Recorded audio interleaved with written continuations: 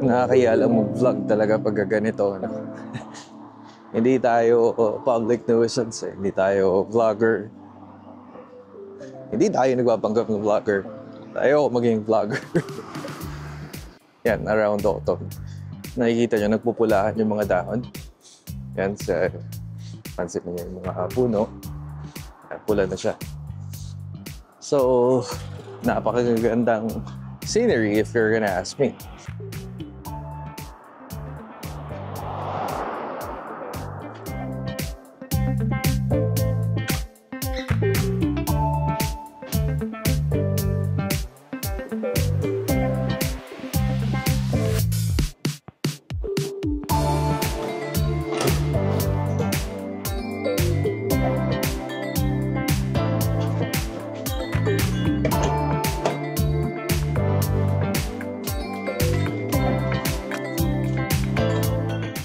Ginather ko lahat ng mga popular comments sa mga videos ko mismo kasi halos paulit-ulit lang din naman yung questions sa mga videos na ginawa ko about sa credit card. Naghanap din ako ng mga magagandang questions online, Reddit, Quora. Nakahanap ako ng 10 na magandang tanong para sa mga credit card owners, beginners, wala bang credit card, nagkahanap ng credit card.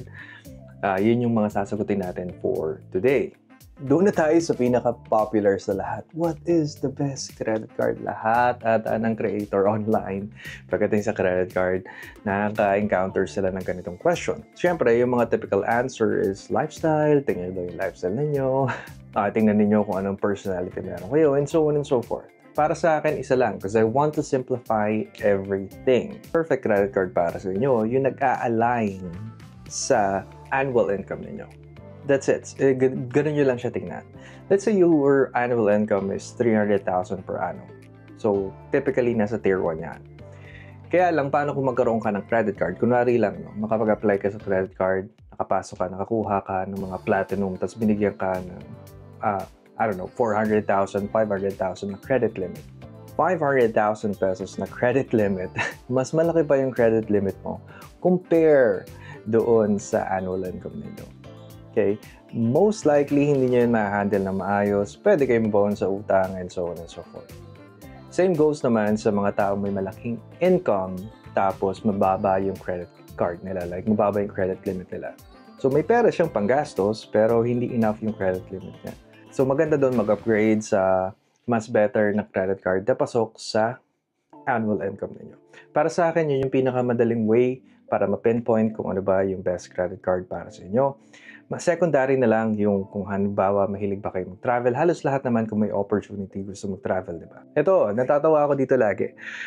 Yung credit score ba ay ini-implement sa Pilipinas kasi maraming babanggit na ito. Pataasin niyo yung credit score niyo, pag ganyan-ganyan, alagaan niyo. Short answer is no. It's useless. Hindi yan ini-implement sa Pilipinas. Wala tayo sa US. Actually, ang pinakamahigpit na country lang na nag-i-implement ng credit score ay US.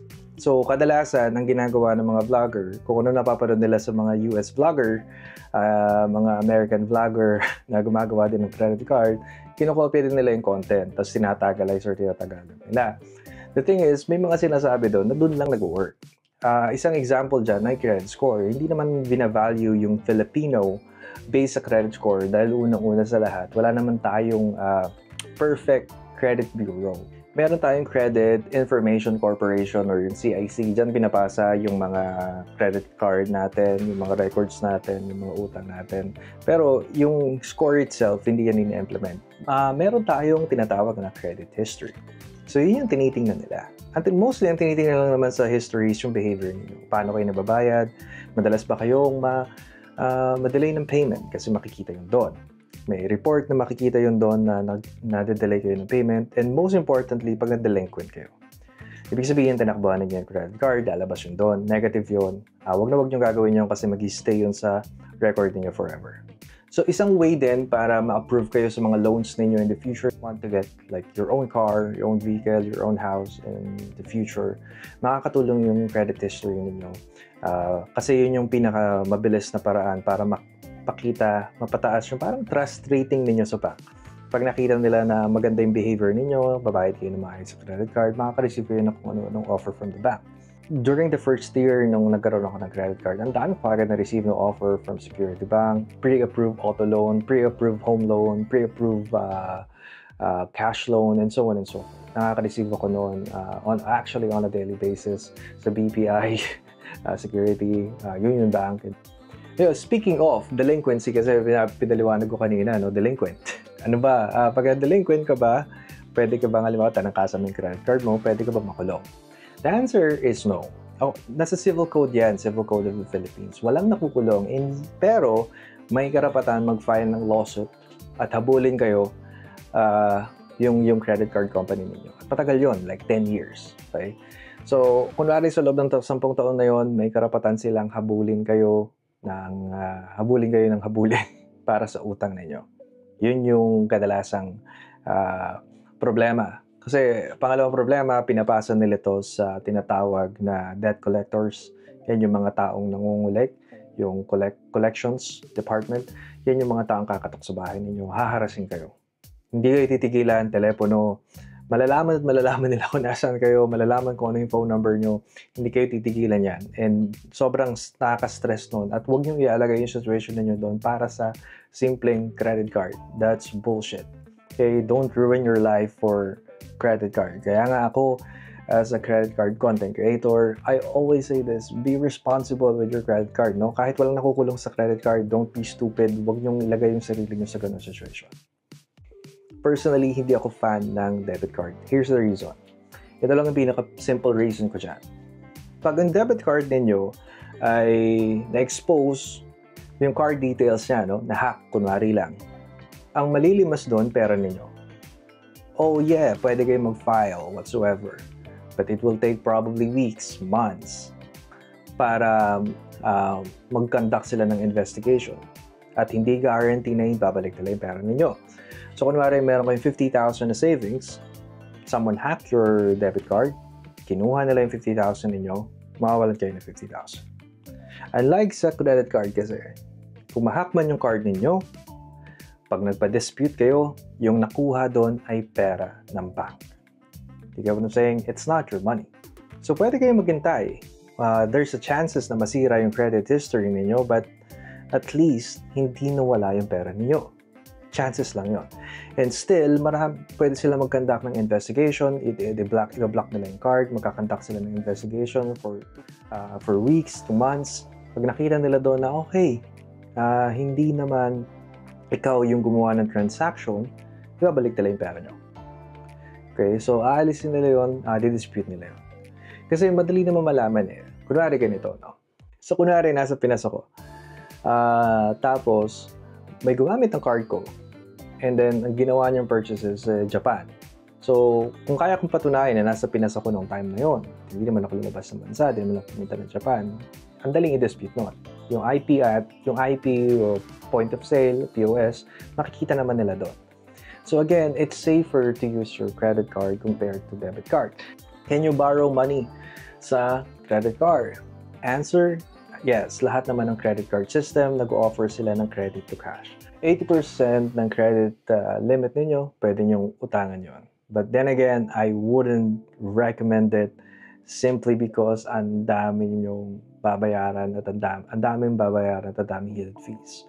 Typically, no, sa mga bank, nag-range siya ng 18% to 20+% para kayo naguhulag ng sasakyan per annum yung interest rate. Tapos may mga service fee pa, may mga transaction fee pa. So huwag kayong magpapagoyo. unless it's a life and death situation. How many credit cards do you need? Maximum of 3 siguro.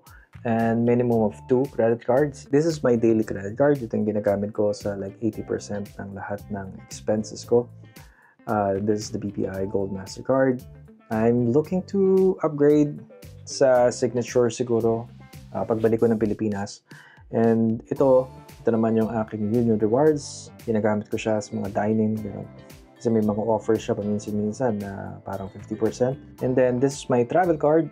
The best travel card na makikita nyo sa Pilipinas, Security Bank Platinum, dahil sa unlimited access sa 3 local lounges, A1, Pags, Marhaba Lounge.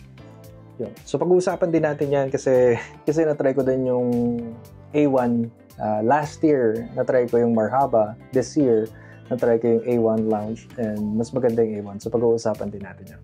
The reason kung bakit hanggang 3 lang dapat yung maximum na credit card ninyo, again, this is my only opinion, napakadali niyang i-organize.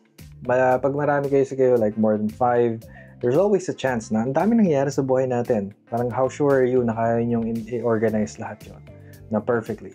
So mag-fail at mag-fail kayo. And yun yung mahirap. Yung isang pagkakataon na yun. Kasi yun yung pwedeng, let's say, magpabaon sa utang ninyo pag nakalimutan ninyo. Okay, may mga horror story ako nababasa noon sa Reddit. Nakalimutan lang nilang bayaran na may annual fee pala. Hindi nila ginagamit yung card. Pero yung annual fee, na-charge sila kada year. Tapos yung annual fee na yun, dahil nga hindi nila nasa-settle, nanganak ng interest. Hanggang sa nasa almost 500,000 na kasi hindi nila na-check. Patong lang ng patong. So yun yung mga situation. Like imagine yourself, magbabayad ba kayo sa isang bagay na hindi nyo naman pinakinabangan?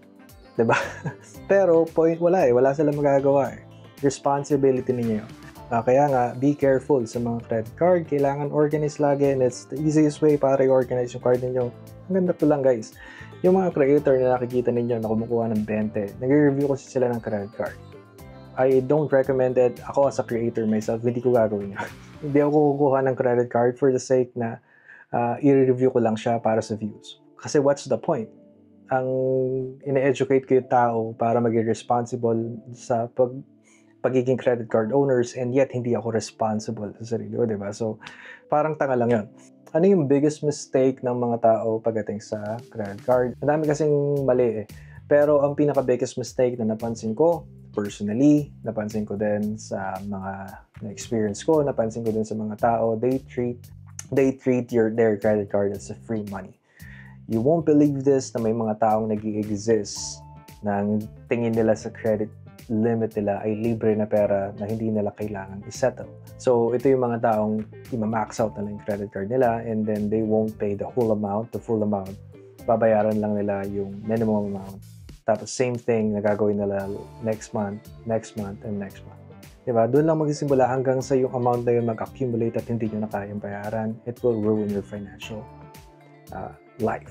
Can you buy a car using your credit card? The simple answer is yes, kung kaya ng credit limit ninyo. Pero walang gumagawa na. Iba yung interest rate pag ginamit nyo yung credit card ninyo sa pagbili ng kotse or motor compare sa mga goods or gamit. No? Wala naman kayong makukuha na sasakyan na 12 months to pay tapos no interest rate gamit yung credit card ninyo. Wala naman mga ganong offer. No? Paano ba kumikita yung mga banks sa credit card? Una, fees. So, lahat ng type ng fees. Annual fee, late fee, mga transaction fee, mga services fee na kailangan ninyong i-avail. Kailangan nyo bayaran yon. Interest, pag pumunta kayo ng ibang bansa. Conversion rate, kunwari, sa BPI, 1.85%. Those are the fees that you need to settle. At doon kumikita yung bank. Pangalawa, merchants, affiliation. So, yung mga offers na nakikita ninyo, sa mga bank, kunwari, bistro group, mga Fridays na yan. No? Pag kumain kayo dyan, kunwari na lang yung Union Rewards, ginamit ninyo, and then some portion nung binayad ninyo, mapupunta doon sa bank. Last question naman para sa akin, this is a bonus question. Ano ba yung naitulong sa akin ng credit card? I have a preconceived notion na negative pagdating sa credit card na para sa akin, babaon ako niya sa utang, whatsoever. Nung nagkaroon ako ng credit card, na-realize ko na napakalaking tulong niya sa akin. Nag-increase yung income ko because of credit card. I share this a lot dito sa channel. When I'm starting as a freelancer, napakahirap kumuha ng mga equipment. Napakamahal. Hindi ko naman kayang bilihin sila ng isang bagsakan. And nakatulong sa akin yung credit card. Kumuha ako ng laptop, MacBook. Tapos sinulugan ko siya for 12 months. Tapos during the 12 months na yon, meron akong client na stable. Naggamit ko yung equipment na yon sa paggawa-gawa ng content para sa kanila. And then, pinapasahod nila ako. And then yun yung hinuhulog ko sa monthly ng laptop. Doon nagsimula lahat. And then, eventually, as the time progressed, mas lumali na para sa akin, mas lumaki yung income, mas maraming opportunity. Marami akong item na nabili na nakakatulong sa akin na hindi ko kailangan bayaran ng upfront payment, hindi ko rin kailangan bayaran ng may interest. Pag-uusapan natin yan, i-share ko yun sa inyo isa-isa soon. Pero yun, napakalaking tulong sa akin ng credit card. If you have any questions about credit card, please let me know guys. Comment lang sa comment section below. Have a great day.